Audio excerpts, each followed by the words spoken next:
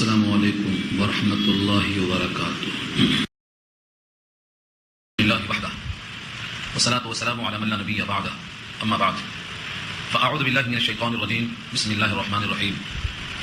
ياسين والقرآن الحكيم إنك لمن المرسلين على صراط مستقيم تنزيل العزيز الرحيم لتنذر قوما ما أنذر آباؤهم فهم غافلون إلى آخر الآية. صدق الله العلي العظيم وصدق رسوله النبي الكريم ونحن على ذلك من الشاهدين والشاكرين. اللهم ألهمنا رشدنا وأعذنا من شرور أنفسنا. اللهم وفقنا لما تحب وترضى من القول والفعل والنية. رب اشرح لي صدري ويسر لي أمري واحلل عقدة من لساني يفقهوا قولي. آمين يا رب العالمين. محترم حضرات، معزز سامعین، محترم خواتین، میری ماں اور بہنوں، ملی بھائیوں، پیارے بچوں، آج کی گفتگو کا عنوان ہے سورہ یاسین. سورہ یاسین مکی صورتوں میں شامل ہے. اس صورت میں کل 5 رکوع ہیں اور 83 آیتوں پر مشتمل ہے. سورہ یاسین کا پہلا لفظ یاسین حروف مقطعات میں سے ہے، جس کے حقیقی معنی صرف اللہ کو معلوم ہے. اللہ عالم بمرادہ بذالک. اسی حروف مقطعات کی وجہ سے بہت سی صورتوں کے نام رکھے گئے ہیں. اس صورت کا بھی نام سورہ یاسین اسی لفظ یاسین کی مناسبت سے رکھا گیا. یاسین کا لفظ حبشی زبان میں اے انسان کے معنی میں ہے. حبشی زبان میں یاسین کا ترجمہ اے انسان. بعض لوگوں نے کہا ہے کہ یاسین کہہ کر اے انسان مراد دیا ہے. قرآن کریم میں اس کے بعد صورت آتی ہے سورہ صافات، وہاں جملہ ہے سلام علی الیاسین. الیاسین، اور بعض روایتوں میں آیا ہے قرأت کے مطابق سلام علی آل یاسین. اس سے معلوم ہوتا ہے کہ یاسین کسی انسان کا نام بھی ہو سکتا ہے. چنانچہ بعض شعراء اس بات کی طرف ایک مضمون لے گئے ہیں، یاسین و طٰہٰ و مزمل و ضحیٰ میں ہم وصف محمد کی ثنا دیکھ رہے ہیں. یعنی طٰہٰ سے مراد محمد صلی اللہ علیہ وسلم، یاسین سے مراد محمد صلی اللہ علیہ وسلم، مزمل سے مراد محمد صلی اللہ علیہ وسلم. یاسین و طٰہٰ و مزمل و ضحیٰ میں ہم وصف محمد کی ثنا دیکھ رہے ہیں. تو اس سے گویا مخاطب سید الانبیاء ہے یاسین. لیکن یہ سند کے اعتبار سے محتاج دلیل ہے. سند کے اعتبار سے وہی بات ہے کہ حروف مقطعات میں سے ایک ہے، اس کا ترجمہ اللہ کو معلوم. سورہ یاسین کو حضرت معقل ابن یسار صحابی ہیں، وہ روایت کرتے ہیں کہ ہر چیز کا ایک دل ہوتا ہے. قرآن کریم کا دل سورہ یاسین ہے. آپ کو معلوم ہے دل پر سارا جسم موقوف ہے. اگر دل تندرست ہے اور صحیح سالم ہے تو سارا جسم صحیح سالم ہے، کیونکہ وہی پورے جسم کو خون سپلائی کرتا ہے. سورہ یاسین کو قلب قرآن اس لیے کہا گیا کہ اس میں توحید اور آخرت کے مسائل بڑے ہی مدلل پیش کیا اللہ نے. اور توحید اور آخرت یہ ایمان کے لیے بہت اہم جز ہے. اگر کسی کی آخرت پر یقین کامل ہے تو اس کی حیات خراب جائے گی، اور کسی کا ایمان اگر آخرت پر متزلزل ہے تو اس کی عملی زندگی خراب رہے گی. تو سورہ یاسین میں فکر آخرت کو بہت زور دے کر پیش کیا گیا ہے. اسی واسطے اس کو قلب قرآن کہا گیا ہے. جس طرح سے دل جسم کا بادشاہ ہوتا ہے، ایسے ہی سورہ یاسین جب دل ہے تو باقی صورتیں سب بمنزلہ ایسے ہی ہیں کہ وہ جسم کے منزل میں ہے، اور سورہ یاسین دل کے درجے میں ہے. اسی لیے اس کے فضائل بے شمار ہیں. صحیح بات یہ ہے کہ ہم نے اس کا صحیح استعمال نہیں کیا. حدیث میں آتا ہے سورہ یاسین جو بندہ کسی مقصد کے لیے پڑھ لے اس کا وہ مقصد پورا ہو جائے گا. خصوصاً فجر کے بعد 3 مرتبہ سورہ یاسین پڑھ کر خیر و خوبی اور ہر بھلائی کے لیے دعا کر لے تو اللہ تعالیٰ اس کے مقصد کو پورا کریں گے. سورہ یاسین کو پڑھنے والا گویا اپنے توحید کو کامل کر لیتا ہے. اس لیے سورہ یاسین کو کثرت سے پڑھنا چاہیے. بعض لوگ یہ سمجھتے نہیں ہیں کہ جب قریب المرء کی روح اٹک جاتی ہے اور اس موقع پر سورہ یاسین پڑھ دیا جائے تو اس کی روح آسانی سے نکل جاتی ہے. یہ حقیقت ہے، بناوٹ نہیں. تو کئی روایتیں موجود ہیں. تو قریب المرء کے لیے اور اپنے سعادت اخروی کے لیے اور دنیا کی برکت کے حصول کے لیے، مقصد کی بحالی کے لیے سورہ یاسین کا ورد بہت مبارک ہے، بہت اہم ہے. اس کا اہتمام کرنا چاہیے. سورہ یاسین کی خاص خوبی ہے کہ اللہ تعالیٰ نے اتنے مختلف زاویوں سے توحید کو اور آخرت کو سمجھایا ہے کہ انسان کے دل میں بات جلدی اتر جاتی ہے. ان فضائل کو بیان کرنے کا مقصد یہ ہے کہ ہم اس صورت کو غور سے سنیں. اور جو 5 رکوع ہیں، ضروری نہیں ہے کہ 5 ہفتے لگیں، لیکن کئی ہفتے ضرور لگیں گے، کیونکہ ایک نشست میں مکمل صورت نہیں ہو سکتی. اس لیے آپ اس میں ناغہ کریں گے یا دیر سے آئیں گے تو آپ کا مضمون چھوٹے گا، تشنگی رہ جائے گی، بڑی ملال ہوگی آپ کی طبیعت میں. ایک ایک لفظ میں انوکھی دلیل پیش کیا اللہ. یاسین حروف مقطعات میں سے ہے. اس کے بعد لفظ ہے واو. واو کے معنی قسم. اب تک کئی دفعہ سن چکے ہیں. اور قرآن جس کو شان سے پڑھا جائے، جس کا نام قرآن ہے، وہ اللہ کی کتاب ہے. اور الحکیم یہ قرآن کی صفت ہے، حکمتوں والا. جب وہ حکمتوں والا ہے تو گویا اس کے اندر کوئی بات حکمت سے خالی نہیں ہے. اس لیے ترجمہ کیا ہے پکے قرآن کی قسم، قرآن با حکمت کی قسم، حکمتوں والے قرآن کی قسم. جن کی آیتوں میں حکمت ہو انہی آیتوں کی قسم. اب آپ سوچتے ہوں گے کہ ان آیتوں کی حکمت کی اور حکمت والے قرآن کی قسم کھانے کا مقصد کیا ہے؟ جواب قسم ہے انک لمن المرسلین، بے شک اے نبی آپ صلی اللہ علیہ وسلم البتہ ضرور مرسلین یعنی رسولوں میں سے. جب تک آپ کو یقین نہ آ جائے کہ آپ اللہ کے رسول ہیں، جب تک دوسروں کو یہ بات نہ پہنچ جائے کہ وہ آپ کو اللہ کا رسول تسلیم کریں، تب تک رشتہ قائم نہیں ہوتا. وہ اللہ کے رسول ہیں. جس طرح سے اللہ نے ان کو رسول مانا ہے, آپ بھی رسول مانیں گے تو رشتہ قائم ہوگا امتی کا اور رسول کا. اصل میں کچھ کفار کا خیال یہ تھا کہ آپ رسول نہیں ہیں, یہ کلام کر کے پیش کر دیا ہے.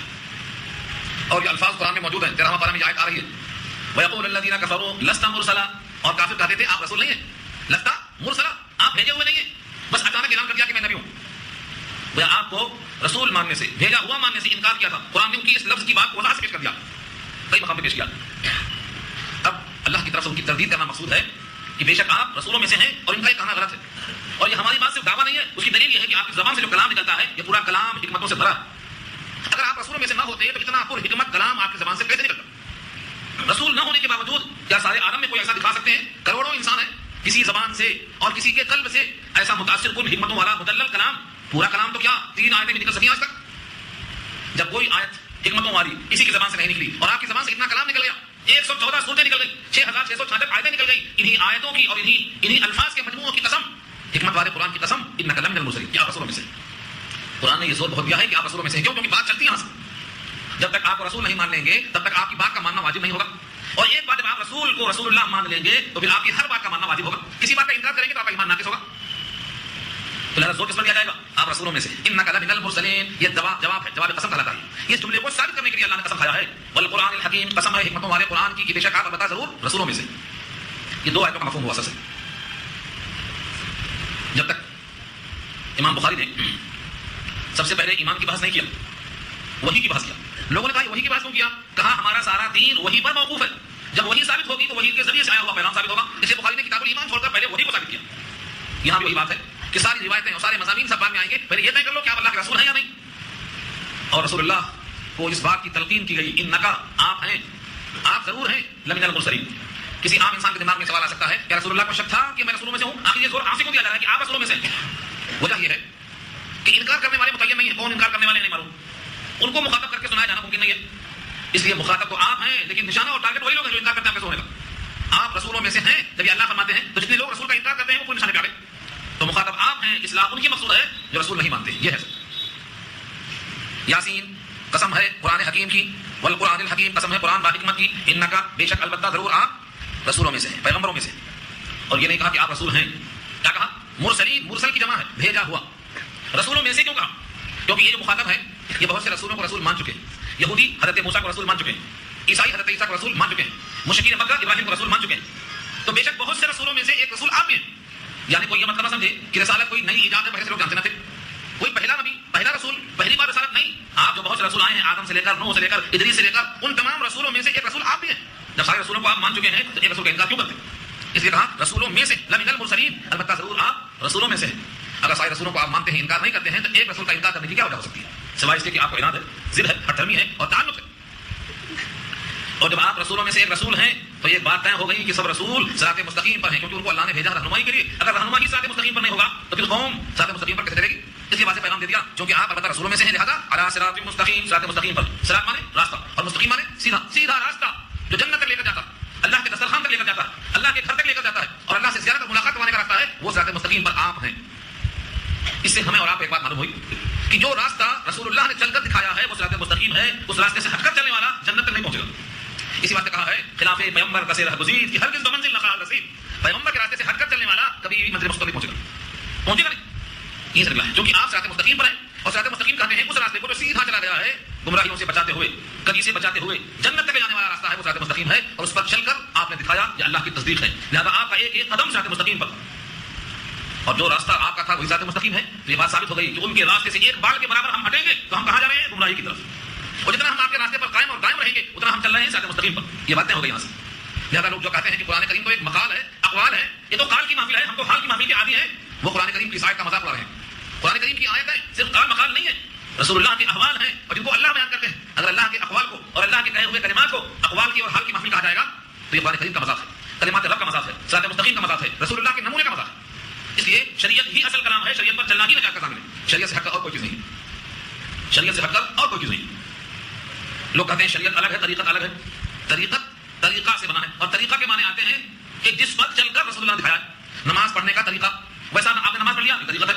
سونے کا طریقہ, اس طریقے پر سو گئے تو طریقت ہے. کھانے کا طریقہ, اس طریقے پر کھانا کھایا تو طریقت ہے. کپڑا پہننے کا طریقہ, اس طریقے پر کپڑا پہنا تو طریقت ہے. طریقت اور کوئی چیز, شریعت سے ہٹ کر طریقت کوئی چیز نہیں.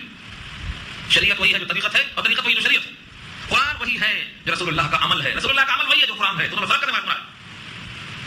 بی بی عائشہ سے پوچھا, کسی صحابی نے سوال کیا کہ نبی کے اخلاق کیا تھے, نبی کے کردار کیا تھے, نبی کے لیل و نہار کیا تھے, نبی کے صبح و شام کیا تھے, ہم نبی کی ڈگر پہ چلنا چاہتے ہیں, نبی کے نقش قدم پر چلنا چاہتے ہیں, ہمیں بتا دو کہ کیا تھے. بی بی عائشہ فرماتی ہے کہ آپ نے قرآن نہیں پڑھا, کان خلقہ القرآن, قرآن ہی تو آپ کے اخلاق تھے, قرآن میں لکھا ہوا تھا اور آپ نے کر کے دکھایا. قرآن سے نبی کے عمل کی اتنی مطابقت ہے, اس کے باوجود لوگ کہتے ہیں کہ شریعت الگ ہے, طریقت الگ ہے. جو قرآن ہے وہی نبی کا عمل ہے, جو نبی کا عمل ہے وہی قرآن ہے, اور ان دونوں کا مجموعہ شریعت ہے, کسی کا نام طریقت ہے. قرآن میں اللہ نے خود کہا ہے شرع لکم من الدین ما وصى به نوح, ہم نے وہی دین مشروع کیا ہے تمہارے لیے جو نوح کو دیا تھا, جو ابراہیم کو دیا تھا, جو حضرت موسیٰ کو دیا تھا, ہم نے وہی دین مشروع کیا ہے آپ کے لیے, وہی صراط مستقیم ہے. تو صراط مستقیم پر رسول اللہ ہیں اور آپ رسول اللہ ہیں, اور یہ دلیل قرآن حکیم جو حکمت والا کلام ہے اس کی دلیل ہے. اب تک دو باتیں ہمیں سمجھ آ گئی. نمبر ایک, قرآن با حکمت ہے, یہی دلیل ہے کہ جس زبان سے یہ نکلا ہے وہ اللہ کا رسول ہے, منتخبہ ہے, اور چونکہ وہ اسی کے مطابق چلتے ہیں لہذا آپ کا طریقہ صراط مستقیم ہے. اس کے بعد اللہ نے اس پر ایک رد اور رکھا, تنزیل العزیز الرحیم, اتارا ہوا ہے اس غالب کا جو رحم والا ہے. تین لفظ ہیں, ایک العزیز اور ایک الرحیم, اور تنزیل مصدر ہے. تنزیل کے معنی آتے ہیں آہستہ آہستہ اتارنا, دھیرے دھیرے اتارنا. ایک بار کی پورا قرآن نہیں آیا. قلب مصطفیٰ پر جو قرآن نازل ہوا ہے وہ ایک رات میں نہیں آیا, 23 سال میں آیا. جب نبی صلی اللہ علیہ وسلم کی عمر شریف 40 سال کی ہوئی تو شروع ہوا, اور جب آپ کی عمر شریف 63 سال کی ہوئی تو بند ہوا. کل زمانہ نبوت کتنا ہے؟ 23 سال. نبوت سے پہلے 40 سال, زمانہ نبوت 23 سال, جس میں سے مکہ میں 13 سال اور مکہ مدینے میں 10 سال. تو اس طرح تھوڑا تھوڑا اتارنے کو تنزیل کہا جاتا ہے. کبھی ایک آیت, کبھی دو آیت, کبھی ایک سورت, کبھی دو سورت, جیسی ضرورت پیش آتی گئی اتارے گئے, اس کو تنزیل کہتے ہیں. اور ایک شب میں ایڈوانس پورا نازل ہو جائے تو اسے کہتے ہیں انزلنا, انزال نام ہے اس کا, انا انزلناہ فی لیلۃ القدر, ہم نے شب قدر میں قرآن نازل کیا ہے. تو دل پر نہیں, آسمان دنیا پر, لوح محفوظ سے نقل کر کے آسمان دنیا پر, یعنی پہلے آسمان پر نازل کیا ہے ایک شب میں, وہ ہے شب قدر. اور آسمان دنیا سے 23 سال میں جو نازل ہوا ہے قلب مصطفیٰ پر صلی اللہ علیہ وسلم, تو 23 سال لگے.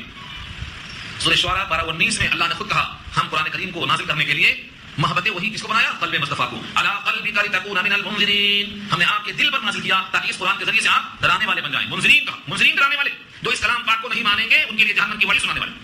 قرآن کے نازل ہونے کا مقصد تھا, آپ نے کام کیا. تو ایک شب میں آیا تو انزلنا, انزال, اور 23 سال میں آیا تو تنزیل. کفار قریش نے یہ اعتراض کیا تھا کہ پورا قرآن ایک بار بھی کیوں نہیں آیا. اعتراض کرنے والوں کو کیا ہے, زبان ہے جو جہاں بول دیا. اعتراض کرنا کتنا آسان ہے, مسئلے کو حل کرنا مشکل ہوتا ہے, مسئلہ پیش کرنا بہت آسان ہے. کفار قریش نے کیا کہا, تورات ایک ساتھ آئی, زبور ایک ساتھ آئی, انجیل ایک ساتھ آئی, ساری کتابیں آسمانی ایک دن میں آ گئی, یہ قرآن کو 23 سال لگے تو کیا ہو جائے. سوال کر لیا. وقال الذين كفروا لولا نزل هذا القرآن جملة واحدة, اعتراض نقل کیا پہلے قرآن نے.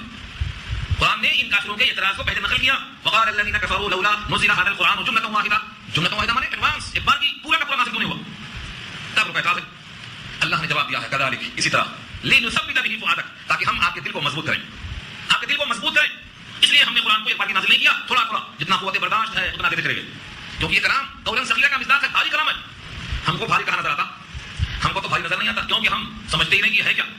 اب تک تو بانٹ کے رکھ دیے تھے جزدان میں اوپر, اب خدا 1 سال سے پتہ نہیں تھا ہم کو کس میں کیا لکھا ہوا. تو اس کلام اللہ کا بھاری بھرکم ہونا اللہ کو معلوم, اور مخلوقات میں آسمان کو معلوم, زمین کو معلوم, پہاڑ کو معلوم, سب کو معلوم, ہمیں کو نہیں معلوم. جو خلیفۃ اللہ ہے, اللہ کے خلیفہ ہے زمین پر, علم کی بنیاد پر انہیں کو نہیں معلوم. قرآن کریم کی دوسری آیتیں میں بنیاد پر بتا دوں. اللہ نے پیش کیا اس کلام اللہ کو قلب مصطفیٰ پر نازل کرنے سے پہلے کہاں پیش کیا؟ آسمانوں پر, زمینوں پر, پہاڑوں پر, سب نے کہا یہ کلام ہمارے بس کی بات نہیں ہے. انا عرضنا الامانۃ علی السماوات والارض والجبال فابین ان يحملنها واشفقن منها وحملها الانسان, ہم نے اس امانت کو پیش کیا علی السماوات آسمانوں پر, والارض زمینوں پر, والجبال پہاڑوں پر, فابین سب نے انکار کیا. باقیانہ انکار نہیں, عاجزانہ انکار, گڑگڑاتے ہوئے ہمارے بس کی بات نہیں ہے.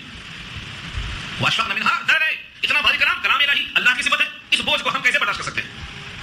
جب دنیا میں کوئی جگہ نہیں ملی تو اس بھاری بھرکم کلام کو سنبھال سکے, تو اللہ نے اس کلام کو سنبھالنے کے لیے ایک مضبوط دل بنایا, اس کا نام ہے قلب مصطفیٰ صلی اللہ علیہ وسلم. اور وہاں بھی عالم تھا کہ جب وہی نازل ہوتی تو آپ کے چہرے کا رنگ سرخ ہو جاتا, سانس پھولنے لگتی, چہرہ متغیر ہو جاتا, اور ایسا معلوم ہوتا کہ آپ ساری کائنات سے بے نیاز ہیں, صرف توجہ اللہ کی طرف ہو جاتی. آپ کی چہیتی بیوی جناب عائشہ فرماتی ہیں, میں نے سردی کے موسم میں پیشانی سے پسینے کو ٹپکتے دیکھا ہے وہی کے بعد. سردی کے موسم میں ٹپک رہا ہے پسینہ, شدت وہی. زید بن ثابت کہتے ہیں کہ میری ران پہ سر رکھ کے سو رہے تھے, وہی آئی, ایسا لگتا تھا کہ میری ران ٹوٹ جائے گی. اونٹنی پر سوار ہے, اونٹنی بیٹھ جاتی, اونٹنی بیٹھ جاتی, آپ کے بوجھ کو لے کے چلتی, لیکن جب وہی آتی تو وہی کے بوجھ سے بوجھ ہو جاتی, اونٹنی بیٹھ جاتی, زبان باہر نکال دیتی. یہ کس کا بوجھ تھا؟ قولاً ثقیلا, سورہ مزمل میں اللہ نے کہا ہے بھاری بھرکم کلام, اس کا بوجھ تھا. جس کلام سے پہاڑ نے عاجزی کی, زمین نے عاجزی کی, آسمان نے عاجزی کی, وہ پہاڑوں والا مضبوط کلام جب نازل ہوتا تھا تو یہ عالم ہو جاتا. اسی واسطے اللہ نے پورا کلام ایک بار کی عطا نہیں فرمایا, بلکہ کبھی کبھی ناغہ کیا, تاکہ دل آپ کا عادی ہو جائے. 1 آیت, 2 آیت, 3 آیت, 4 آیت بقدر حاجت, اور کبھی کبھی تو بہت دن کا ناغہ کر دیا کرتے تھے. ناغہ بہت کر دیا کرتے تھے, کیوں؟ تاکہ دل آپ کا عادی ہو جائے. یہ حکمت ہے. تو تنزیل کا مطلب 23 سال میں دھیرے دھیرے نازل ہوا. اس کو یاد کر رہا تھا. تنزیل کے معنی 23 سال میں نازل کیا. اب لوگ شبہ کر سکتے ہیں کہ جب 23 سال میں نازل ہوا ہے تو پتہ نہیں کیسا خود ہوا ہوگا, کوئی آیت مس ہو گئی ہوگی, کوئی اضافہ کر دیا ہوگا, کوئی کمی آ گئی ہوگی. اس کا جواب ہے العزیز, تنزیل العزیز الرحیم. العزیز اس کا جواب ہے. العزیز کے معنی اللہ کے 99 صفات کے ناموں میں سے ایک نام العزیز ہے. العزیز معنی غالب. العزیز کے معنی غالب, اتنا غالب کہ کوئی بر نہیں مار سکتا. جب فرشتہ لے کے چلتا ہے لوح محفوظ سے, وہاں سے لے کے چلتے ہوئے آپ کے دائیں اور بائیں باطل آنے کی ہمت نہیں کرتا. لا یاتیہ الباطل من بین یدیہ ولا من خلفہ تنزیل من حکیم حمید.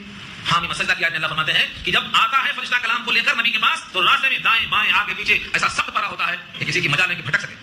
خود فرشتہ تنہا, ایک نہیں دو نہیں 600 بازو ہیں, 600 بازو, اور ہر بازو میں اتنی قوت ہے کہ ساری زمین کو اٹھا کے پلٹا سکتا ہے. وہ فرشتہ لے کے پیغام آتا ہے کیونکہ وہ بھیجا ہوا کس کا ہے؟ العزیز کا, جو غالب ہے. لہٰذا اس کے کلام میں کوئی کمی ذاتی کرنے کی مجال نہیں. آج تک بھی اس کلام اللہ کے دشمن بہت پیدا ہوئے لیکن ایک حرف کو نہ گھٹا سکے نہ بڑھا سکے اور نہ قیامت تک کچھ کر سکیں گے. یہ کس کا غلبہ ہے؟ العزیز کا غلبہ ہے. ایسا غالب ہے کہ وہ فیصلہ کر چکا کہ اس کلام کو ہم نے نازل کیا ہے, اس کے محافظ ہم رہیں گے. جس کو دنیا والے بے وقار سمجھیں گے, ٹوپی پھٹی ہے, کرتا خراب ہے اور چپل بھی ٹوٹی ہوئی ہے, اس کے سینے میں ہم اتار کے محفوظ کرنا جانتے ہیں. کروڑوں انسانوں کا سینہ آج حفظ سے بھرا ہوا ہے. یہ اسی العزیز کا اثر ہے. اللہ غالب ہے, جو چاہتے ہیں. جس بچے کو دنیا کے لوگ بے شعور سمجھتے ہیں وہ بچے کی زبان پہ پورا کلام الہی ہے, جاری ہے نہر کی طرح, قابل صدرشت. اس کے سر پر نہیں, اس کے ماں باپ کے سر پہ تاج ہوگا جس کی روشنی سورج سے زیادہ تیز ہوگی. اور اگر وہ سورج تمہارے گھر میں خاص تمہارے لیے ہو تو روشنی کا کیا عالم ہوگا, اور جس کے طفیلیوں کی روشنی کا یہ عالم ہے, خود اس حافظ کا عالم کیا ہوگا. یہ کس کا فیصلہ ہے؟ العزیز کا فیصلہ, غالب. تنزیل العزیز الرحیم. الرحیم کے معنی بہت رحم والا, رحمت والا, شفقت والا, پیار محبت والا. ورنہ انسان جو حقیر قدرے سے بنا ہے اس کے لیے اتنا مضبوط انتظام کرنے کی ضرورت کیا تھی؟ کہ سات زمین بنایا, سات آسمان بنایا, سورج چاند بنائے, ان کی خاطر فرشتے بنائے, ان کی خاطر نبی بنائے, ان کی خاطر کلام اللہ کو نازل کیا, ان کو جہنم سے بچانے کے لیے اتنے انتظامات کیے. کیوں؟ صفت رحیم کا تقاضا. اب آپ اپنے ابا سے پوچھو, میرے ابا جان آپ نے میرے واسطے اتنا انتظام کیوں کیا؟ کھانے کے لیے کھانا, پہننے کے لیے کپڑا, نوکر چاکر, سونے کے لیے گرمی میں پنکھے, یہ سب میرے واسطے کیوں کیے؟ تو ابا جان کیا بولیں گے؟ بیٹے تیری محبت سے مجبور ہوں. اور کیا کہیں گے؟ تو کہیں گے بہت کم باپ ہوں گے جو کہیں گے میاں بڑھاپے میں تیرے سے مجھے لینا ہے واپس. کون دیتا ہے بڑھاپے میں واپس؟ آج تو لوگ ملنے چھوڑ دیتے. بچہ یہ محبت نہیں جانتا. بچہ اگر رسم پوچھ لے, ابا جان یہ کوا ہے نا درخت پہ بیٹھا کوا, اس کا نام کیا ہے؟ تو کہے گا کوا بیٹا. پھر پوچھتا ہے اس کا نام کیا ہے؟ پھر کوا بولتا. 10 بار اگر بولتا ہے پوچھتا ہے تو باپ کو 10 بار کی بتانے میں خوشی ہوتی ہے, بیٹا بات کرنا میرے سے. لیکن جب بڑھاپے میں یہ باپ پوچھتا ہے بیٹے کھانا کھائے نہیں کھائے, بیٹا کھانا کھا لیے, ارے بتا کھانا کھا لیے, ٹھیک ہے پوچھو بیٹا. ایک بار سنتا دوسری بار جھڑکی شروع کر دیتا, پر کیا پاسا. تو بڑھاپے میں کوئی کام میں نہیں آ رہا, حالانکہ آنا چاہیے, آنا چاہیے. تو صفت رحیم کو میں سمجھا رہا تھا, جب کسی سے رحم اور کسی سے پیار و محبت ہو جاتی ہے تو میں یہ کیوں کرتا ہوں آدمی بتا نہیں سکتا. یہ سارے انتظامات رب کریم اس لیے کرتے ہیں کہ ان کی صفت میں رحیم ہے, وہ بندوں سے پیار کرتے ہیں. اور کتنا پیار کرتے ہیں اگر بندوں کو معلوم ہو جائے تو بندے دیوانے ہو جائیں, دیوانے جن کو ہم مجذوب کہتے ہیں. مجذوب کوئی چکی نہیں ہو جاتا. مجذوب کب بنتا ہے؟ جب اس کو معلوم ہو جاتا ہے کہ میرا رب مجھے بہت چاہتا ہے اور میں اس کے چاہنے میں کوتاہی کر رہا ہوں, تب جا کے مجذوب بن جاتا ہے. مجذوب بننا آسان ہے. جس دن آپ کو صفت رحیم کا پتہ چل جائے گا آپ بھی مجذوب بن جائیں گے. صفت رحیم ہم نے وضاحت کی تھی مگر کچھ لوگ نہیں. پھر سن لو حدیث. اللہ تعالیٰ اپنے بندوں سے کتنا پیار کرتا ہے, کتنی محبت کرتا ہے. ایک خاتون اپنے گود میں بچہ لے کے کھانا پکا رہی تھی. چولہے میں کھانا پک رہا ہے, اس کی شعائیں اپنے بچے کو جھلسا رہی ہیں تو پیچھے ہٹ جا رہی. اور کھانا پکانے کی فکر ہے تو پھر آپ کو تیز کر رہی. کھانا پکانا بھی ضروری ہے اور اس کی جھلسانے والی گرم ہوا سے بچے کو بچانا بھی ضروری ہے. اسی کشمکش میں تھی وہ. نبی صلی اللہ علیہ وسلم نماز پڑھ کے باہر تشریف لائے. وہ خاتون نے پوچھا کہ اللہ کے نبی صلی اللہ علیہ وسلم, کیا کوئی عورت اپنے بچے کو آگ میں ڈال سکتی ہے؟ کیا کوئی عورت اپنے بچے کو آگ میں ڈال سکتی ہے؟ فرمایا نہیں. کیوں؟ پیار محبت شفقت رحمت. کوئی خاتون اپنے بچے کو آگ میں نہیں ڈال سکتی. تو فرمایا کہ اللہ تعالیٰ اپنے بندوں کو آگ میں ڈالیں گے. کس طرح سے ہو سکتا ہے ایسا؟ نبی صلی اللہ علیہ وسلم نے مسکراتے ہوئے سر جھکا لیا اور اس کے بعد جب وہی آئی تو پیغام میں کیا نکلا؟ اللہ تعالیٰ بھی اپنے بندوں کو آگ میں نہیں ڈالے گا سوائے ان کے جو تکبر کی وجہ سے اللہ کے ایک ہونے کا انکار کرتے ہیں. صرف ان کو ڈالیں گے آگ میں جو تکبر کی وجہ سے اللہ کے ایک ہونے کا انکار کرتے ہیں, ورنہ اللہ بھی اپنے بندوں کو آگ میں نہیں ڈالیں گے. پھر فرمایا نبی صلی اللہ علیہ وسلم نے محبت کے 100 ٹکڑے کرو. محبت سمجھو ایک کیک ہے, کیک اس کے 100 ٹکڑے کرو. 1/100 دنیا میں بھیجا اللہ نے اور 99/100 اپنے پاس لیا. وہ 1/100 میں سے حصہ تقسیم کر کے ہر ماں کو ملا ہے جسے بچوں سے پیار کرتی ہے, ہر باپ کو ملا ہے جو اپنے اولاد سے پیار کرتا ہے, ہر گائے کو ملا ہے جو بچے سے پیار کرتی ہے. دنیا کے حیوانات, حشرات الارض, کیڑے مکوڑے, ہر فرد بشر کو جو محبت ملی ہے وہ 1/100 کا حصہ ہے, کروڑواں حصہ. اور اللہ نے جو اپنے پاس رکھا ہے 99/100 ہے جس سے وہ محبت کرتا ہے اپنے بندوں سے. بھلا وہ بتاؤ اپنا رحیم ہے, الرحیم جو فرمایا اسی رحمت کا تقاضا ہے کہ جنت بھی بنایا, شریروں کی خاطر جہنم بھی بنایا. اگر جہنم نہ ہوتی تو نیکی کرنے والوں کا حق ادا نہ ہوتا کیونکہ دونوں برابر نظر آتے, وفادار غدار ایک ساتھ نظر آتے, مجاہد مجاہد ایک ساتھ نظر آتے. نہیں, تقاضا انصاف ہے. یہ صفت رحیم کا تقاضا ہے. تو جب معلوم ہو جائے گا کہ اللہ نے صفت رحیم کی وجہ سے آپ کے لیے اتنا انتظام کیا ہے تو پھر آپ اسے گنگائیں گے, اس کی گیت گائیں گے. اس کی گیت کا نام ہے سورہ فاتحہ. جب بندہ سورہ فاتحہ پڑھتا ہے تو اللہ کی حمد, اللہ کی ثنا, اللہ کی بزرگی سب ہو جاتی ہے. اسی لیے ہر رکعت میں سننے کا فیصلہ کیا اللہ نے, سنو اور سناؤ, پڑھو اور پڑھو. تو نازل کیا ہوا یہ قرآن عزیز الرحیم کا جو غالب ہے, حکمتوں والا ہے. کیوں نازل ہوا؟ نبی پر نازل ہوا. مقصد کیا ہے نزول کا؟ ہمارے پاس مقصد کیا ہے تو آپ جانتے ہیں, ہمیں بولنے کی ضرورت نہیں. شادی میں بیٹی کو جہیز میں دینا ہے, ریشمی جدان میں باندھنا ہے, اس کے بعد طاق تک دینا ہے, مطلب نکالنا ہے, جننے کے بعد ضرورت نہیں ہے اس کی. لیکن نبی پر جو نازل ہوا ہے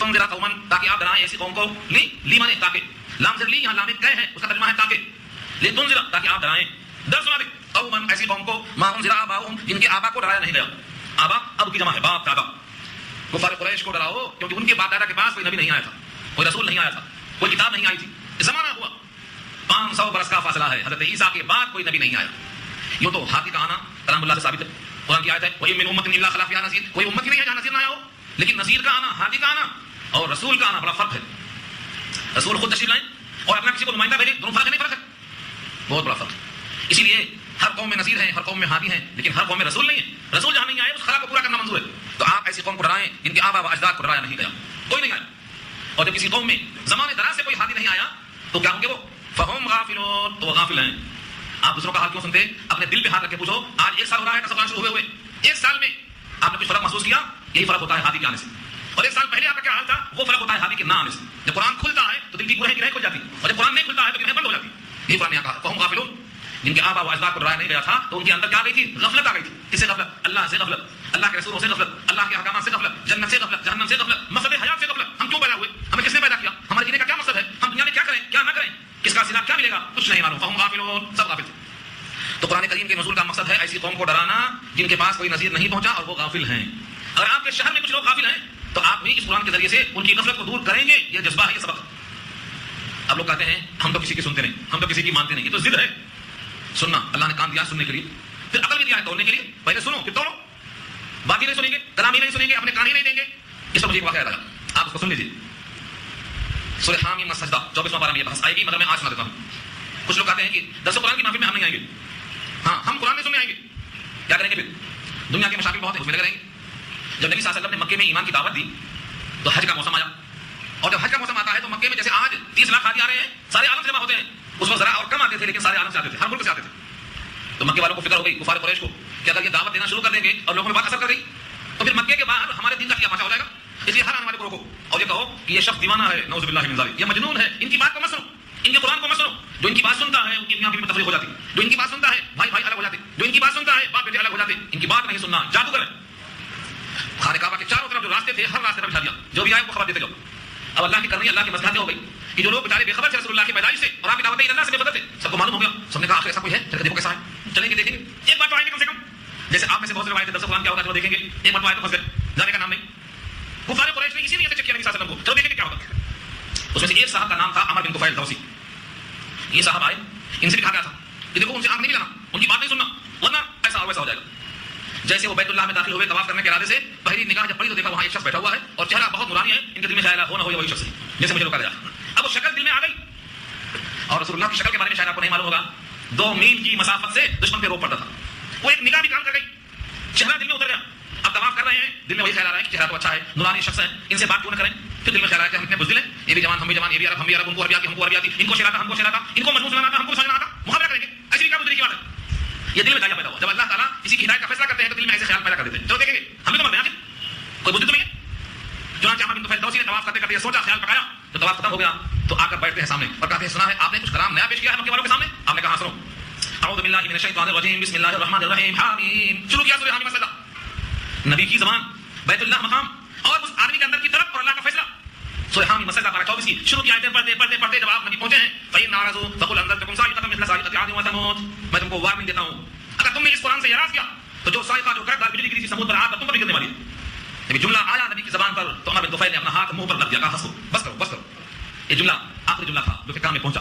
دیکھا تو ان کے چہرے پر آنکھوں سے آنسو جاری ہیں اور کفر پگھل کر نکل چکا تھا اور عنایتوں نے اپنا کام کر دیا انہوں نے کہا واللہ یہ کلام اللہ کا کلام ہے انسانی کلام میں یہ لطافت نہیں آ سکتی آپ کے ہاتھ پر اسی محفل میں اسلام قبول کیا اور کہا مجھے حکم دیجیے میں کیا کروں اپنی ساری قوم کو چونکہ سردار تھے اپنی ساری قوم کو کھینچ کے لے آئے اس واقعے کو میں سنانا چاہتا ہوں اس لیے آپ کو لتنذر قوما ما انذر آباؤہم فہم غافلون لوگ غافل تھے جب قرآن نے ان کو اپنا رنگ دکھایا تو اسلام میں آتے چلے گئے آپ بھی خدا کے واسطے قرآن کو سنو قرآن کو سناؤ جو قرآن سے غافل ہیں ان کو کھینچ کے لانے کی کوشش کرو یہ میرا کوئی کمال نہیں ہے ان آیتوں میں اللہ نے یہ قوت رکھی ہے یہ تو کلمہ گو ہیں ایمان والے ہیں رسول اللہ سے محبت کرنے والے ہیں ان کے دل میں آخرت ہے وہ تو کافر تھے کافروں کا کفر نکل سکتا ہے تو ایمان والوں میں حلاوت نہیں آ سکتی تازگی نہیں آ سکتی تو غفلت دور کرنے کا ایک ہی راستہ ہے قرآن کو سنانا قرآن کو سمجھانا قرآن کو شعوری انداز سے پیش کرنا ایک ہی راستہ اور ساری امت کا اختلاف اگر دور کرنا ہے تو یہی کتاب سے دور ہو سکتا ہے اور کوئی کتاب نہیں حضرت شیخ رحمۃ اللہ علیہ جب جیل سے باہر تشریف لائے انگریزوں نے قید کر رکھا تھا تو انہوں نے فرمایا کہ اب زندگی بھر میں 2 کام کروں گا ایک امت تو بکھری پڑی ہے ان کو جوڑوں گا منتقل کروں گا اور دوسرا دوسری زندگی بھر ان کو قرآن سمجھاتا رہوں گا. پھر فرمایا کہ دیکھا جائے کہ دونوں کام دو نہیں ہیں, ایک ہے امت کا بکھرنا قرآن سے دوری کا نتیجہ ہے. جس دن امت قرآن سے قریب آ جائے گی خود بخود قریب ہو جائے گی, کیونکہ ان کے جینے کا مقصد جنت ہو جائے گی, ان کی ذاتی مفاد کی خوبیاں ختم ہو جائیں گی. آج ہر انسان ذاتی مفاد میں لگا ہوا ہے. تو یہ ہے اصل کہ لتنذر قوما ما انذر آباؤہم فہم غافلون. قرآن کی نزول کی علت ہے آپ ڈرائیں ان کو جن کے آبا و اجداد کو ڈرایا نہیں گیا اور وہ غافل ہیں. محنت کے باوجود اگر کوئی ایمان نہیں لاتا ہے, کوئی جگہ پہ نہیں آتا ہے, تو آپ کا اجر نہیں کم ہوگا. آپ کو محنت کا پورا اجر ملے گا. جو محروم ہے سمجھیں گے کہ اس کی قسمت میں محرومی لکھی تھی. آگے وہی فرمایا اللہ نے لقد حق القول ولا اکثرهم فهم لا يؤمنون. البتہ تحقیق حق القول بات ثابت ہو چکی ہے. لقد البتہ تحقیق یقینا حق القول بات حق ہو چکی ہے. على اکثرهم ان میں سے اکثریت پر ثابت ہو چکی ہے. فهم لا يؤمنون بس وہ ایمان نہیں لائیں گے. یہ کون لوگ ہیں جو ایمان نہیں لائیں گے؟ کیوں نہیں ایمان لائیں گے؟ کون سی بات حق تھی جو ثابت ہو چکی ہے؟ تین باتیں ہیں. ایک تو بات شیطان کی ہے. شیطان نے کیا کہا تھا؟ جس آدم کی وجہ سے میں مردود ہوا اس آدم کی اولاد کو اتنا بھٹکاؤں گا کہ جہنم میں ساتھ لے کے جاؤں گا. یہ کلام آپ کی جگہ ہے. صحیح جگہ. شیطان نے کیا کہا؟ آدم کو سجدہ نہ کرنے کی بنا پر میں مردود ہوا, لہذا میں آدم کو اور آدم کی اولاد کو دیکھ لوں گا. آدم کو بھٹکانے کی فکر شروع کر دیا, جنت سے باہر نکلوایا, لباس جنت سے اتروایا. جب آپ نے توبہ کیا ربنا ظلمنا کہا تو پھر اللہ نے معاف فرمایا. اب اولاد کو دیکھنا باقی ہے. اولاد کو قرآن سے دور کر دے گا, نماز سے دور کر دے گا, اللہ سے دور کر دے گا. یہ کس کا مشن ہے؟ شیطان کا. اور اللہ نے کیا کہا؟ اللہ نے کہا شیطان سے دیکھ لے, تو مردود ہو چکا, فإنک رجیم, باہر نکل جا, اور میں غنی ہوں. تو اور تیرے جتنے فالوورز ہیں ان تمام کو جہنم میں ڈال دوں گا, مجھے کوئی پرواہ نہیں. لأملأن جہنم منک وممن تبعک منهم اجمعین. تجھ کو اور تیرے ساتھ پیچھے کرنے والوں کو میں سب کو جہنم میں ڈال دوں گا, مجھے کوئی پرواہ نہیں. یہ ہے لقد حق القول. ادھر شیطان کا چیلنج ہے کہ میں ان کی اولاد کو دیکھ لوں گا, ادھر اللہ کا اعلان ہے کہ تجھ کو اور تیری اتباع کرنے والوں کو جہنم میں ڈال دوں گا. یہ حق القول ہے. آپ کہتے ہیں کہ ایسا کیوں کیا اللہ نے؟ آپ کے ہاتھ اور پیر ہیں, آپ ان سے کام لیتے رہو, کام کرنا آتا ہے, اور ان کو چھوڑ دو معطل تو کام کرنا نہیں آتا. چھری رکھے رکھے کن ہو جاتی, زنگ آلود ہو جاتی. ایسے ہی اللہ نے جو صلاحیت دی ہے ماننے کی, بندہ نہیں مانتا ایک بار دو بار تین بار تو کیا کرتے؟ آپ کا بیٹا ایک بار نہیں مانا, انکار کیا, دو بار نہیں مانا, کیا کرتے؟ بیزار ہو کے چھوڑ دیتے اس کا بچہ. اللہ فرماتے ہیں جب بندہ اپنے صلاحیت کا استعمال نہیں کرتا ہے تو آہستہ آہستہ اس کا دوست شیطان بن جاتا ہے. اور یہ مضامین سورۃ زخرف پر آپ کس نہ چکے ہیں. ومن يعش عن ذكر الرحمن نقيض له شيطانا فهو له قرين. جو شیطان کا دوست ہے وہ کب ہوتا ہے دوست؟ جب رحمان سے اعراض کرتا ہے, رحمان کی کتاب سے غفلت کرتا ہے تو شیطان کش کر لیتا ہے. بتائیے رحمان سے غافل ہے, اب میرا دوست بن سکتا ہے. تو اس آیت میں جو کہا گیا ہے کہ بہت سے لوگ ہیں جن پر بات ثابت ہو چکی. لقد حق القول, قول مانے بات. اور کون سی بات ہے؟ اس پر اتنی آیتیں پیش کیا ہے شیخ الہند نے, تو ان ساری آیتوں کو پیش کروں میں تو کئی دن چاہیے. اللہ نے فرمایا ہے سورہ اعراف میں وَلَقَدْ ذَرَأْنَا لِجَهَنَّمَ كَثِيرًا مِنَ الْجِنِّ وَالْإِنسِ لَهُمْ قُلُوبٌ لَا يَفْقَهُونَ بِهَا. ہم نے پیدا کیا ہے جہنم کے لیے بہت سے مخلوق کو, ان کے دل تو ہے مگر سمجھتے نہیں, کان تو ہے مگر سنتے نہیں, آنکھ تو ہے مگر دیکھتے نہیں, وہ چوپا میں سے کرتے ہیں. تو یہ لقد حق القول کا مطلب کیا ہے؟ بات سب ثابت ہو چکی ہے. تو جہنم کے لیے ہم نے جن کو پیدا کیا وہ جہنم میں جائیں گے, وہ آپ کی بات کو نہیں مانیں گے. فہم لا یؤمنون. اکثریت ان میں سے ایسی ہے جو ایمان نہیں لائے گی. لہذا آپ مایوس نہ ہوں کہ ایمان نہیں لائیں گے تو ہم کیوں محنت کریں, کیونکہ آپ کو نہیں معلوم ہے کہ کون ایمان لائیں گے. یہاں فرمایا اکثریت نہیں لائے گی, مطلب کچھ لوگ لائیں گے. وہ کچھ لوگ کون ہے نہیں معلوم, کس کو ہدایت دی اللہ نے نہیں معلوم, لہذا آپ کو پیش کرنا ہے. اب وہ لوگ کیوں نہیں مانتے؟ کون نہیں چاہتا کہ ہم کو جنت مل جائے, اور کون نہیں چاہتا کہ ہم کو راستہ صحیح مل جائے؟ بھٹکنا کون چاہتا؟ کوئی نہیں چاہتا. پھر یہ لوگ بھٹکنے والے کیوں ہدایت قبول نہیں کرتے؟ اللہ فرماتے ہیں ان کی مثال دیتا ہوں, سمجھ لو. آگے مثال دیا, دو مثال دیا اللہ نے. انا جعلنا في اعناقهم اغلالا فهي الى الاذقان فهم مقمحون. یہ اس آیت میں ایک مثال دیا ہے. کیا مثال ہے؟ انا بے شک ہم نے, جعلنا ڈال دیا ہم نے, فی اعناقهم ان کی گردنوں میں, اعناق جمع ہے عنق اس کا واحد ہے, گردنوں میں کیا ڈال دیا؟ اغلالا, اغلال توق, توق ڈال دیا. کہاں ڈالا؟ گلے میں. اللہ نے فرمایا کہ ہم نے ان کے گلے میں ایک توق ڈال دیا. وہ توق گلے میں کیسا ہے؟ فهي الى الاذقان, بس وہ توق ہے ٹڈی تک. اذقان جمع ہے زقن اس کا واحد ہے, اور ٹڈی, ٹڈی کو بولتے ہیں اذقان. اس کو سمجھانے کے لیے میں ایک مثال دیتا ہوں, اس لفظ کو آسان کرنے کے لیے. کبھی کسی کی گردن میں درد ہوتا ہے, چکر آتی ہے, تو ایک پٹا آتا ہے, وہ پٹا ڈالتے ہیں گلے میں. وہ پٹا نرم ہوتا ہے تو گردن آگے پیچھے نیچے اونچے ہوتی ہے. اگر وہی چوڑا پٹا لوہے کا ہو تو نیچے دیکھ سکیں گے آپ, اپنا جسم دیکھ سکیں گے آپ؟ نہیں دیکھ سکیں گے. بس وہ سمجھ لو کہ وہ جو توق ہے, اغلال ہے, وہ ٹڈی تک آ گیا, اذقان تک آ گیا. اس کی جو قدر ہے چوڑی ہے, لوہے کی ہے. اب جب نیچے دیکھنا چاہتا ہے تو گلے میں اٹک جاتی ہے. اپنے جسم کو دیکھنے پر وہ قادر نہیں ہے. اپنے جسم کو جب دیکھے گا تو اپنے جسم کی اصلاح کرے گا, اس کو نظر ہی نہ آتا. یوں سمجھ لو کہ گلے میں ہم نے اس کے توق ڈال دی ہے, اور وہ توق ٹڈی میں آ کے اٹک گئی ہے. فہم مقمحون, بس وہ لوگ, مقمحون کے معنی آتے ہیں جن کا چہرہ اوپر کی طرف اٹھ جائے, الجھ جانا. یہ ہے مقمحون کا ترجمہ. مقمحون کے معنی اس توق کی وجہ سے ٹڈی میں پھنس جانے سے ان کا چہرہ اوپر چلا گیا, نیچے نہیں مڑا. اب مجھے بتاؤ, ایسا انسان اپنے جسم کو دیکھ سکتا ہے؟ اس میں اشارہ یہ ہے کہ انسان کے جسم میں اللہ نے اپنی قدرت کے نمونے رکھے ہیں, مگر وہ انسان اتنا غافل ہے کہ اپنے جسم پہ غور نہیں کر پا رہا ہے کہ میں کھاتا ہوں, ایک منہ سے نکلتا ہے, دو راستے سے. کون ہے وہ اندر صاف کرنے والا؟ پھر جسم میں جتنا حاجت ہے اتنی طاقت کی انرجی کو جسم کے واسطے روک لیا, اور جو فاضل فضلہ تھا اس کو نکال کے پھینک دیا. وہ فیصلہ کرنے والا اندر کون ہے؟ نہیں سوچ سکا, کیونکہ جسم پر نگاہ پڑتی نہیں, اپنے بارے میں غور کر ہی نہیں سکتا. مجھے کیسے بنایا گیا, کس نے بنایا, کہاں بنایا, کیوں بنایا, کس چیز سے بنایا, کس مقصد کے لیے بنایا, کب تک کے لیے بنایا, کچھ نہیں معلوم. میں کہاں سے آیا, کہاں جاؤں گا, نہیں معلوم. اس لیے وہ انسان غور و فکر کرنے پر قادر نہیں. یہ ایک مثال دیا ہے ان غافل انسانوں کی. لفظوں کو پھر دیکھیں. انا جعلنا فی اعناقهم اغلالا, بے شک ہم نے بنایا ہے ان کی گردنوں میں توق. فہی الى الاذقان, وہ ٹڈیوں تک پڑ گئے. فہم مقمحون, سو ان کے چہرے اوپر کی طرف بلند رہے ہیں, یعنی اوپر کی طرف اٹھ رہے ہیں. ایک مثال تو یہ ہو گئی. ایک اور مثال, وجعلنا من بین ایدیہم سدا ومن خلفہم سدا فاغشیناہم فہم لا یبصرون. اور ہم نے بنایا ان کے سامنے ایک دیوار, ایک آڑ. سد کے معنی آتے ہیں دونوں گھروں کے بیچ میں ایک ایسی دیوار قائم کر دو کہ دونوں الگ ہو جائیں, ادھر کا ادھر نہیں, ادھر کا ادھر نہیں. جیسے ہم نے کہا تھا سورہ کہف کے بحث میں سد سکندری، سکندر نے ایک دیوار بنایا تھا دونوں پہاڑوں کے بیچ میں، اس کا نام کیا ہے؟ سد سکندری. تو سد کے معنی آڑ اور دیوار کیا تھے؟ ہم نے بنایا دیوار. کہاں بنایا دیوار؟ سامنے. وجعلنا من بین ایدیہم، بین کے معنی بٹوین درمیان، اور ایدیہم کی جمع ہے دونوں ہاتھوں کے درمیان، بین ایدیہم ان کے ہاتھوں کے درمیان یعنی سامنے ایک دیوار بنایا. ومن خلفہم سدا، خلف معنی پیچھے، ایک دیوار کہاں گئی؟ پیچھے گئی. فاغشیناہم، تو ہم نے ان کو ڈھانپ لیا، دیواروں میں محصور کر دیا. فہم لا یبصرون، اب وہ دیکھ نہیں سکتے.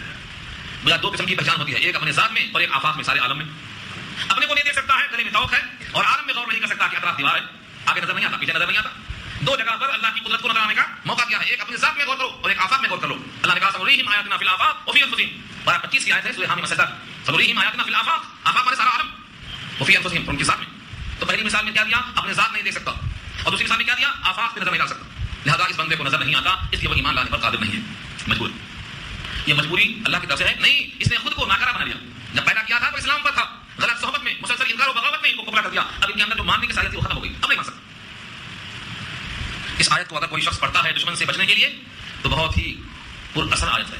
یہی آیت ہے جس کے بارے میں لکھا ہے جب کفار قریش نے نبی صلی اللہ علیہ وسلم کو ایک شب میں قتل کرنے کا فیصلہ کر لیا تھا اور سارے پہرے دار باہر کھڑے تھے کہ نکلے تو قتل کریں. نبی صلی اللہ علیہ وسلم نے اسی آیت کو پڑھتے ہوئے ان کے سروں پر خاک ڈالتے ہوئے ان کے سامنے سے گزر گئے، کسی کو نظر نہیں آئے. یہ وہی دیوار ہے. وجعلنا من بین ایدیہم سدا ومن خلفہم سدا فاغشیناہم فہم لا یبصرون. تو یہ آیت کو بہت ہی اہم قرار دیا گیا ہے اس معنی میں.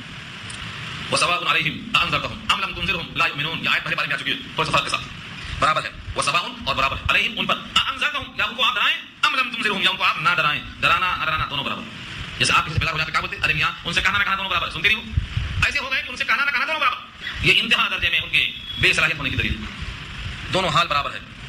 اس کی مثال دیا ہے اللہ تعالیٰ نے خود سورہ تطفیف میں. جب ایک انسان کوئی گناہ کرتا ہے تو دل پر ایک نقطہ لگ جاتا ہے، دوسرا گناہ کرتا ہے دوسرا لگ جاتا ہے، تیسرا کرتا ہے تیسرا لگ جاتا ہے. اگر توبہ کر لیتا ہے تو گناہ دھل جاتے ہیں، اور توبہ نہیں کرتا ہے تو گناہ پر گناہ پڑھتے پڑھتے پورا دل سیاہ ہو جاتا ہے، اب اس میں حق نہیں رہتا. اللہ بران علی قلوبہم ما کانوا یکسبون. ان کے کسب و کرتوت کی بنا پر ان کے دل پر ہم نے مہر لگا دی ہے، یعنی اب نکما ہو گیا، اب یہ کام نہیں آئے گا. اسی واسطے اب ان کو ڈرانا اور نہ ڈرانا دونوں برابر ہے. وسواء علیہم اور برابر ہے ان پر، انذرتہم ان کو آپ ڈرائیں، ام لم تنذرہم یا ان کو آپ نہ ڈرائیں، لا یؤمنون وہ ایمان نہیں لائیں. خبر دے دیا اللہ نے کہ وہ اب ایمان نہیں لائیں. جیسے حضرت نوح کو خبر دے دیا تھا اللہ نے کہ اے نوح جو ایمان لانا تھا لا چکے اب نہیں لائیں گے. تو حضرت نوح نے کہا کہ اللہ جب ایمان نہیں لائیں گے تو ان کے پیچھے پھرنے سے کیا فائدہ، ان کے وجود سے اس جہان کو پاک کر دو. تب طوفان نوح آیا، یہاں بھی خبر آ گئی. لیکن اللہ تعالیٰ نے امید کا ایک پہلو رکھا اور یہ کہا کہ ان میں سے کچھ لوگ ایسے ہیں جو رحمان سے بغیر دیکھے ڈرتے ہیں، ان پر نصیحت کا اثر ہوگا. آپ ان کی خاطر کو مخاطب بناتے جاؤ، کسی کو چھانٹ کر تسلیم مت کرو. ہر داعی کے پاس یہ سبق ہے، 100 کو بلائیں گے 100 کے 100 نہیں مانیں گے، کچھ مانیں گے کچھ کی امید پر کو مخاطب کرنا. انما تنذروا اس کے سوا کچھ نہیں کہ آپ ڈرائیے من اتبع الذکر، اس شخص کو جو اتباع کرے ذکر کی، مراد قرآن ہے. ذکر سے مراد قرآن. آپ ان کو ڈرائیے جو قرآن کی اتباع کرتے ہیں. انما تنذروا من اتبع الذکر، جو نصیحت کو قبول کرتے ہیں آپ کو ڈرائیے. وخشی الرحمن بالغیب، اور رحمان سے ڈرتے ہیں بغیر دیکھے ہوئے. رحمان سے ڈرتے ہیں بغیر دیکھے ہوئے کیونکہ رحمان کو دیکھا نہیں جا سکتا. ان آنکھوں میں یہ قوت نہیں ہے جو رحمان کو دیکھ سکے. ہاں رحمان کی مصنوعات کو دیکھ سکتے ہیں. رحمان نے کیا پیدا کیا؟ نیچے زمین ہے، اوپر آسمان ہے، سامنے سورج ہے، چاند ہے، تارے ہیں. ان کو کس نے پیدا کیا؟ اللہ کی مخلوقات میں غور کرنے سے اللہ کا وجود سمجھ میں آتا ہے. رحمان کو دیکھا نہیں جا سکتا کیونکہ نگاہیں کمزور ہیں ہماری. فرمایا رب کریم نے جو رحمان کو بغیر دیکھے مانتے ہیں اور ذکر قرآن کی اتباع کرتے ہیں ان سے آپ کہیے فبشرہ، بشارت ہے ان کے لیے بمغفرۃ و اجر کریم، مغفرت کی بخشش کی بشارت ہے اور اجر کریم کی بشارت ہے. بہترین قسم کا اجر ان کے پاس رکھا اللہ. تو مغفرت ہے اور اجر عظیم ہے. مغفرت چھوٹی چیز نہیں ہے. لوگ بولتے ہیں کہ ادھار ہے. مغفرت کیا ہے؟ ادھار. مغفرت کے معنی آتے ہیں زندگی بھر کے سارے گناہ کو اللہ نے بخش دیا، اب ہم پر کوئی مواخذہ ہی نہیں. کم ہے یہ. زندگی بھر میں جو کچھ کوتاہیاں کی تھی وہ پوری کی پوری معاف. یہ کم ہے. یہ بہت بڑا انعام ہے. تم سے کوئی مواخذہ نہیں، تم سے کوئی بات پوچھ نہیں. یہ ہے مغفرت. اور اجر کریم کیا ہے؟ اجر کریم کا کریم معنی عزت کی روٹی. کریم کرم. جب کوئی کسی کو بدلہ دیتا ہے، ایک محنت کرنے والے کو جب محنتانہ، جس کا نام اجرت ہے، جس کا نام اجر ہے، جب اس کو دیتے ہیں تو دینے والا اپنے کو بڑا اچھا اونچا سمجھتا ہے اور لینے والے محنتانے کو حقیر سمجھتا ہے. اللہ فرماتے ہیں ہم جس بندے کو دیں گے اس کو کریم کرم کے ساتھ دیں گے، اکرام کے ساتھ دیں گے، اعزاز کے ساتھ دیں گے، حقارت کے ساتھ نہیں دیں گے. جنت ملے گی عزت کے ساتھ، روزی ملے گی عزت کے ساتھ. اب سوچو اللہ نے ہماری عزت کا اتنا خیال کیا ہے، ہم اپنی عزت کا خیال کیوں نہیں کرتے؟ فرمایا بمغفرۃ و اجر کریم. کریم ایسا اجر ہوگا جس میں کرامت ہوگی، بزرگی ہوگی، اعزاز ہوگا، اہانت نہیں ہوگی. دنیا کا کوئی دینے والا نہیں ہے جو دے اور عزت ہو، کیونکہ حدیث میں آتا ہے السؤال ذل، سوال کرنا ذلت ہے. لیکن جب اللہ سے کوئی بندہ مانگتا ہے تو ذلت نہیں، رفعت ہے، بلندی. تم مجھ سے مانگو، تمہاری نگاہوں میں تمہارا جو مقام ہے میں اس کو اونچا کر دوں گا، اور جب عطا کروں گا تو بڑی عزت کر دوں گا. عزت کے ساتھ دینا صرف اللہ کی شان. انا نحن نحيي الموتى ونكتب ما قدموا واثارهم وكل شيء احصيناه في كتاب في امام مبين. یہ آخری آیت سے بکی ہے، بہت اہم مضمون ہے. انا بے شک ہم نے، نحنو ہم ہی ہیں. یہ نحنو کا ترجمہ وہی ہے جو انا کا ترجمہ ہے، تاکید کا ڈبل لایا گیا ہے. انا نحنو بے شک ہم ہی ہیں، یعنی اس میں کوئی شبہ نہیں ہے، اس میں کوئی شریک اور تقیر اور صحیح نہیں ہے. ہم ہی ہیں. کیا کرتے ہیں؟ نحيي الموتى، مردوں کو زندہ کرتے ہیں. کوئی اور ہے؟ سارے عالم میں پھر کے پوچھ لو کوئی اور ہے جو مردوں کو زندہ کرتا ہے؟ کوئی نہیں ہے. ہم ہی ہیں. اس ہی کی تاکید کے واسطے انا کے ساتھ نحنو اضافہ کیا رب کریم نے. انا نحنو نحيي الموتى، بے شک ہم ہی ہیں جو مردوں کو زندہ کرتے ہیں اور کریں گے آج بھی اور آئندہ بھی. بطور موجودہ کے دنیا میں زندہ کیے. کتنے جگہ زندہ کیے آپ کو پتا بھی نہیں ہے. قرآن میں ذکر موجود ہے. پوری پوری بستی کو زندہ کیا پھر سے.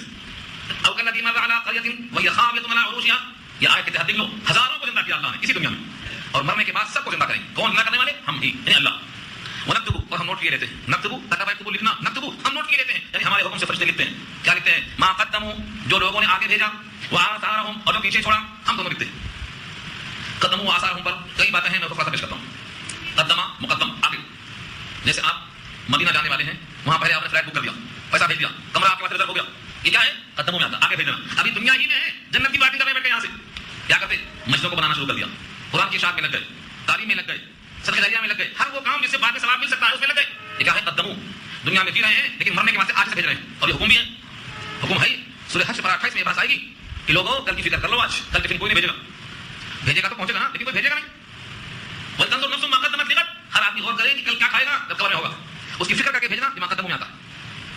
وآثارہم, آثار جمع ہے اثر کی, اثر کے معنی آتے ہیں مرنے کے بعد جو جا رہا ہے کھاتے میں, وہ آثار میں آتا ہے. ایک آدمی مر گیا, کچھ ایسے کام کر گیا تھا کہ اس سے لوگوں کو فائدہ ہو رہا ہے, وہ مرنے کے بعد بھی پہنچتا رہے گا. حدیث میں صاف الفاظ ہیں, اذا مات الانسان, جب انسان مر جاتا ہے, انقطع عنہ عملہ, اس کے عمل منقطع ہو جاتے ہیں, الا من ثلاث, مگر 3 عمل منقطع نہیں ہوتے. صدقۃ جاریہ, صدقہ جاریہ, او علم ينتفع به, یا علم سنا جس سے لوگ فائدہ اٹھا رہے ہیں, او ولد صالح يدعو له, یعنی ایک اولاد صالح دعا کر رہی ہے. یہ تینوں جاری ہیں, یہ سب آثار میں آتے ہیں. ایک واقعہ یاد آیا مجھے, نبی صلی اللہ علیہ وسلم کے پاس صحابہ آئے مدینے میں, تو صحابہ مدینے میں آئے اور کہنے لگے کہ ہمیں مسجد بہت دور پڑتی ہے, مسجد بہت دور پڑتی ہے, ہم چاہتے ہیں کہ اپنے گھروں کو بیچ دیں, ان گھروں کو چھوڑ دیں, اور جہاں مسجد نبوی ہے وہاں قریب میں گھر بنا لیں. جیسے آپ لوگ کہتے ہیں مسجد ریان بہت دور پڑتی ہے, درس قرآن وہی رکھتا, ہمارے گھر کے قریب آنا پڑتا, تکلیف ہوتی, وقت لگتا. ایک روپیہ آپ کا صدقہ جاریہ بنتا, یا کر لو صدقے سے. کیا کہا نبی صلی اللہ علیہ وسلم صحابہ سے؟ غالباً وہ بنی سلمہ کے لوگ تھے. کہا مدینہ اجڑ جائے یہ مجھے پسند نہیں, تم جہاں سے اجڑیں گے تو تم نہیں اجڑیں گے, مدینہ اجڑے گا, اور میں مدینے کے حق میں دعا کرتا ہوں, اجڑتا ہوا دیکھ نہیں سکتا, تم جہاں ہو وہی رہو. ہاں تمہاری مشقت کا جب تم کو اجر معلوم ہوگا کہ تمہارے ایک ایک نشانات قدم پر ایک گناہ مٹتے ہیں, ایک درجے بلند ہوتے ہیں, ایک نیکی لکھی جاتی ہے, تم جو زمین پر پاؤں رکھتے ہو وہ آثار ہیں. یہاں اس واسطے میں آثار ہیں, ایک ایک پیر پر جو نشان پڑتا ہے یہ تمہارے آثار قدم کو اللہ لکھتے ہیں. ہر قدم پر ایک نیکی ملتی ہے, ایک گناہ مٹتا ہے, ایک درجہ بلند ہوتا ہے. جتنا دور سے آؤ گے, اب تو دور سے آؤ گے نا, ہاں جتنا دور سے آؤ گے اللہ کی خاطر ایک ایک قدم پر نشانات ملیں گے. یہ میری رائے نہیں ہے, لیکن صلی اللہ علیہ وسلم نے فرمایا ہے, بخاری میں دیکھ لو. تو نکتبو ہم نوٹ کیے لیتے ہیں, ما قدموا جو انہوں نے آگے بھیجا, وآثارہم جو انہوں نے پیچھے چھوڑا, وکل شیء احصیناہ, اور ہر چیز کو ہم نے یہاں تک کر رکھا ہے, گن رکھا. وکل شیء, ہر شے, ہر چیز, احصیناہ ہم نے اسے شمار کر رکھا ہے. کہاں پر؟ فی امام مبین, امام کے معنی یہاں پر جڑ جاتے ہیں, مراد یہاں پر ایک مضبوط کتاب, امام مبین, مبین معنی کھلی ہوئی, اور امام کے معنی جڑ. ساری کتابوں کی جڑ کیا ہے؟ لوح محفوظ ہے, وہاں ہم نے لکھ رکھا ہے. یہ کلام اللہ بھی وہیں سے نکلا, جتنی کتابیں لکھی گئی اسی کلام اللہ سے نکلی, وہ کتاب اصل ہے, تو ہم نے وہاں لکھ رکھا. کیا؟ کل شیء احصیناہ. جب ہم سجدے میں جاتے ہیں اور آنکھوں سے آنسو نکلتے ہیں تو وہ اللہ کے پاس لکھا ہوا ہے پہلے سے, احصینہ, ہم نے اسے لکھ رکھا ہے. یہ بھی لکھا ہے, کتنے پڑھ کے پڑھیں گے یہ بھی لکھا, کتنے پڑھ کے پڑھیں گے یہ بھی لکھا. اللہ کی کتاب میں کوئی چیز بات نہیں, سب موجود ہے. وکل شیء احصیناہ فی کتاب مبین, فی امام مبین کے معنی میں واضح کتاب میں ہم نے سب کر دیا ہے, ہر چیز کو ہم نے باقی. دنیا کی کوئی چیز ایسی نہیں ہے جو اللہ کی کتاب میں نہیں ہے, سب لکھا ہے. اللہ کا علم اتنا محیط ہے کہ ذرہ ذرہ وہاں لکھا ہوا موجود ہے. یہاں پر رکوع ہمارا مکمل ہو گیا اور 12 آیتیں ہو چکی ہیں. اب یہاں سے مسلسل 2 رکوع میں ایک بہترین واقعہ اللہ بیان کرتے ہیں, اصحاب القریہ, گاؤں والوں کا قصہ. وہ گاؤں والوں کا قصہ اس وقت سنایا گیا ہے کہ اس میں بہت سی عبرتیں ہیں. انشاءاللہ اس سے گفتگو آئندہ ہوگی.